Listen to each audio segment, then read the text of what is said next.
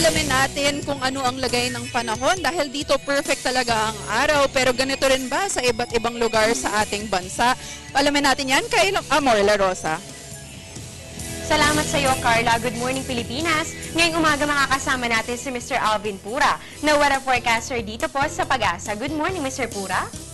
Good morning, Amor. Good morning din sa inyo. Mr. Pura, kahapon po araw ng Lunes ay naglabas ulit ang Pag-asa ng inyong weekly weather outlook. So pwede ba nating ibahagi sa ating mga kababayan kung ano nga bang inaasahan nating lagay ng panahon sa mga susunod na araw? At syempre, kasama na rin dyan yung lagay ng panahon ngayong araw. Para sa araw na ito, meron tayong tinatawag na Intertropical Convergence Zone na siyang nakaka-apekto dyan sa area ng Southern Mindanao. Dahil po dyan ang probinsya ng Sarangani at Zamboanga Peninsula, kasama na ang area ng Davao del Sur, ay magkakaroon po tayo ng maulap na kalangitan na may posibilidad ng mahina hanggang katamtamang mga pagulan at pagkidlat pagkulog. Samantalang ang natitirang bahagi ng bansa ay, kung napapansin nyo, magkakaroon tayo ng maliwalas na panahon at bahagyang maulap lamang maliban na sa mga localized or isolated na mga rain showers at thunderstorms. Pagpasok naman ng Wednesday, Thursday at Friday, makakaranas po ang Northern Luzon ng diffuse tail end ng cold front na siya magdadala ng mga kaulapan dito at mga mahina hanggang katamtamang mga pagulan at pagkidlat pagkulog. Samantalang magpapatuloy ang ating Intertropical Convergence Zone dyan sa area ng Mindanao sa natitirang 3 araw sa Wednesday, Thursday at Friday. Ang natitirang bahagi naman ng bansa, Visayas at ang natitirang bahagi ng Luzon ay patuloy ang ating easterlies na siya magdadala ng mas mataas na temperatura o mainit na temperatura maliban lang sa mga localized na mga thunderstorms at rain showers.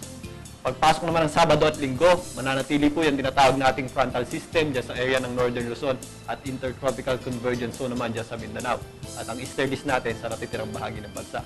Subalit, pagpasok po ng Lunes, yung ating ridge ng high pressure area ay aabot po dito sa atin sa Northern Luzon na siya magdadala ng generally good weather po or mas mainit na temperatura sa atin maliban lang sa mga localized at isolated na thunderstorms.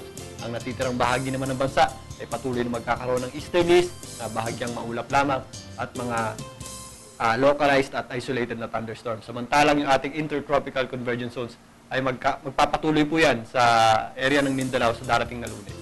Okay, so sa week na ito pala mga kababayan, maraming mga weather systems ang muling magbabalik sa pag-iral sa ating bansa. At kabilang nga dito ay itong tail end of a cold front, magkakaroon ulit tayo niyan. At pati na rin itong easterlies at pati itong ridge ng high pressure area ay muli palang makakaapekto dito sa ating bansa. So antabayanan po natin ang mga pagbabagong yan. Ano? Eto naman, Mr. Pura, etong kahapon, naramdaman ko ulit itong mainit na panahon. So ano ba yung inyong recent observation sa lagay ng ating temperature?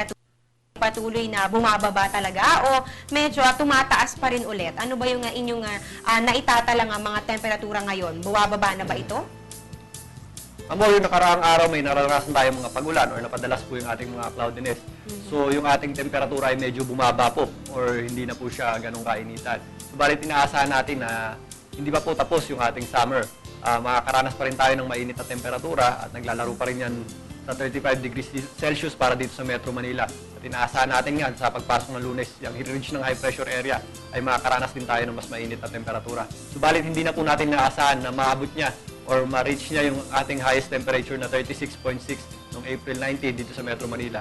So medyo mataas lang po yung ating temperatura pero hindi na po natin inaasahan na ganun po siyang tataas. Okay, so ayan, tandaan po natin mga kababayan na wala pa po tayo sa tag-ulang panahon, nasa tag-init pa rin po tayo. Pero compared naman po noong mga nakaraang linggo ay hindi na po ganun kainit o kataas yung ating mga temperatura. Ayan, maraming salamat Mr. Alvin Pura sa ibinahaging impormasyon tungkol sa lagay ng ating panahon.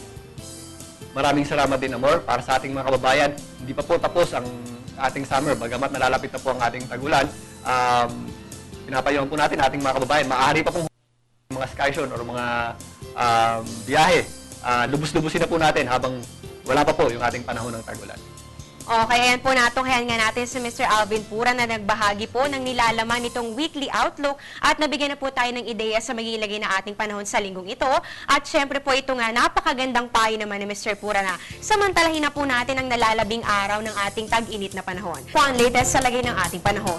Bagamat wala na po ang tail end of a cold front na nagpaulan sa Northern Luzon, patuloy naman na makakaapekto ang ITCZ o Intertropical Convergence Zone, dyan po yan sa Southern Mindanao. Asahan po ang light to moderate rains or thunderstorms, partikular na sa may Zamboanga Peninsula, probinsya ng Sarangani at ng Davao del Sur.